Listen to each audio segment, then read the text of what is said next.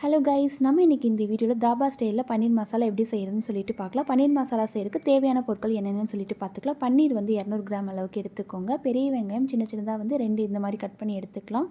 பட்டை 2, கிராம்பு 2, ஏலக்காய் 4, கொஞ்சமாக மிளகு, ஒரு பிரியாணி இலை எடுத்துக்கோங்க. இஞ்சி பூண்டு பேஸ்ட்டு, தக்காளி 5 இந்த மாதிரி அடித்து எடுத்து வச்சுக்கோங்க. ஸோ இது எல்லாம் தான் தேவையான பொருட்கள் எடுத்து வச்சுக்கலாம்.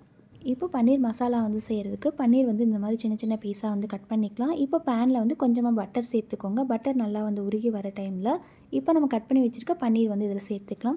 பன்னீர் வந்து நீங்கள் டேரெக்டாக போட்டிங்க அப்படின்னா டேஸ்ட்லெஸ்ஸாக வந்து இருக்கும். அதனால் இந்த மாதிரி லைட்டாக வந்து ஃப்ரை பண்ணி போடும்போது உங்களுக்கு இனிமேல் டேஸ்டியாக வந்துருக்கும். இப்போ பன்னீர் வந்து இதில் சேர்த்துக்கிறேன். பன்னீர் வந்து சேர்த்துட்டு லைட்டாக ஒரு 2 நிமிஷத்துக்கு நல்லா வந்து வதக்கி விட்டுக்கலாம். இப்போ வந்து கொஞ்சமாக வந்து காரத்துக்கு மிளகாய் தூள் வந்து ஒரு 1/2 டேபிள் ஸ்பூன் அளவுக்கு சேர்த்துக்கோங்க. லைட்டாக வந்து உப்பு சேர்த்துட்டு நல்லா வந்து ஃப்ரை பண்ணிக்கலாம்.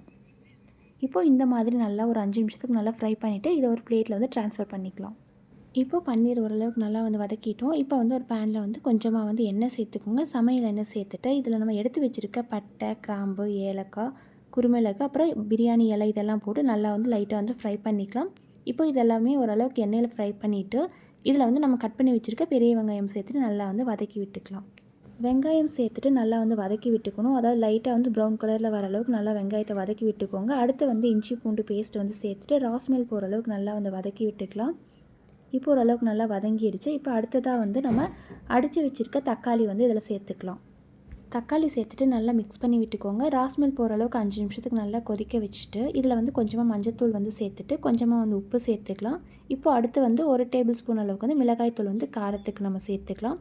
சேர்த்துட்டு நல்லா மிக்ஸ் பண்ணி விட்டுக்கோங்க. அடுத்து வந்து மல்லித்தூள் வந்து தனியாத்தூள், அதாவது 1 டேபிள் ஸ்பூன் அளவுக்கு வந்து சேர்த்துக்கோங்க. இப்போ இது எல்லாமே வந்து சேர்த்துட்டு நல்லா மிக்ஸ் பண்ணி விட்டுக்கலாம். இப்போ நல்லா மிக்ஸ் பண்ணி விட்டுட்டு 1/2 டீஸ்பூன் அளவுக்கு வந்து சீரகத்தூள் வந்து சேர்த்துக்கோங்க. சீரகத்தூள் சேர்த்து நல்லா மிக்ஸ் பண்ணி விட்டுட்டு எண்ணெய் பிரிஞ்சு வர அளவுக்கு நல்லா விட்டுருங்க. இப்போ நல்லா வந்து வதக்கி விட்டுட்டு எண்ணெய் பிரிஞ்சு வந்ததும் இதில் வந்து 2 டேபிள் ஸ்பூன் அளவுக்கு வந்து கடலை மாவு வந்து சேர்த்துக்கலாம். கடலை மாவு வந்து சேர்த்துட்டு நல்லா மிக்ஸ் பண்ணி விட்டு ஒரு 2 நிமிஷம் நல்லா வந்து வதக்கி விட்டுக்கலாம்.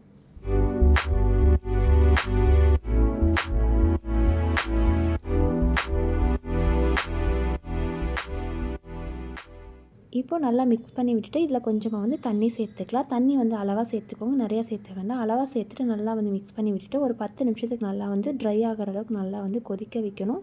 இப்போ ஓரளவுக்கு நல்லா கொதித்து வர டைமில் நம்ம எடுத்து வச்சுருக்க பன்னீர் வந்து இதில் சேர்த்துக்கலாம்.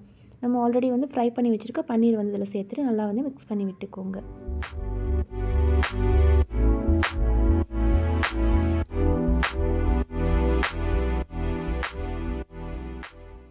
இப்போ நல்லா வந்து மிக்ஸ் பண்ணி விட்டுட்டு இதில் 1/2 டீஸ்பூன் அளவுக்கு கரம் மசாலா வந்து சேர்த்துட்டு இதை நல்லா வந்து மிக்ஸ் பண்ணி விட்டுக்கோங்க. இப்போ எண்ணெய் நல்லா பிரிஞ்சு வர டைமில் நம்ம 1 டீஸ்பூன் அளவுக்கு வந்து தயிர் ஜாரில் வந்து போட்டு நல்லா வந்து அடித்து இதில் வந்து ஊற்றிக்கலாம்.